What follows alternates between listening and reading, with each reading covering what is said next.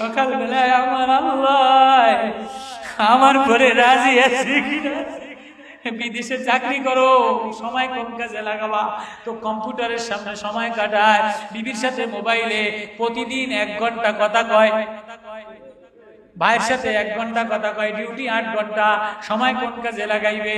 খুঁজা খুঁজা অমুকের লাগে কথা কয়, বিবির লাগে ইমোতে কথা কয়, বাচ্চার লাগে ইমোতে কথা কয়, বাচ্চার লাগে কথা বলে শান্তি পায়, বিবিরে মোবাইলে দেখে দেখে শান্তি পায়, বাইরে দেখে দেখে শান্তি পায়, মার লাগে 1 ঘন্টা কথা কয়। এ কমবক্ত ডাকায়, এ জানোয়ার পোড়া কপাল, এ বদমাশ, তোরে যে মালিক বানাইছে একবারও চিন্তা করলি না 24 ঘন্টা তোর মালিক তোরে দেখতেছে, তুই 10টা মিনিট বৈশা মালিক রে আল্লাহ বইলা ডাক দিলি না।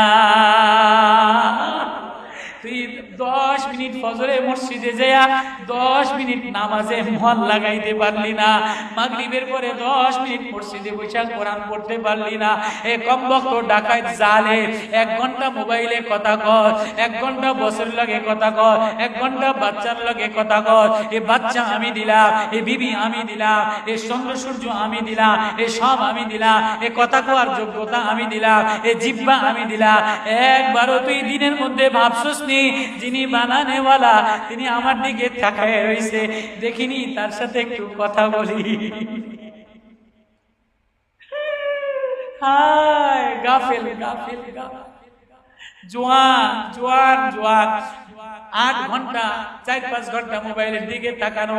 এই ডাকাইতের বাচ্চা, এই জানোয়ার, তুই যে 8 ঘন্টা মোবাইলের দিকে তাকানো, একবারও কি তুই চিন্তা করছিস নি কে তোর এই চোখ দিল? কার চোখ দিয়ে 8 ঘন্টা মোবাইলে তাকালি? এ সুন্দরী মহিলা, এ সুন্দরী বোনেরা, সময় কোথায় লাগাইবে?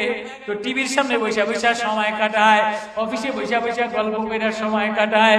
যে বানানেওয়ালা একবারও ভাবছস নি তিনি তাকায় আছে? ইন্না রাব্বাকা লাবিল মিরসাদ। তো থানভী রহমাতুল্লাহ আলাইহি এই আয়াত নাজিল হয়ে গেছে, স্বামী বেশি কথা বলছে, দৌড়ে গেছে নবীজির কাছে, নবী ও আমার স্বামী আমার এই কথা বলছে, তালাকের কথা বলছে, জিহারের কথা বলছে, এটার সমাধান করে দেন। আমার বাচ্চা কাচ্চা বেশি, আমি এখনই বাচ্চা কাচ্চা নিয়ে কার কাছে যাব? আমার স্বামী আমার উপরে জুলুম করছে, কোথায় যাব? তো নবীজি বলতেছেন, নবীজির উপরে ওই সময় আয়াত নাজিল হয় না, শরীয়তের ফয়সালা আসে নাই, আর নবী আসমানের ফয়সালা ছাড়া তো কোনো কথা বলতেন না। তো নবী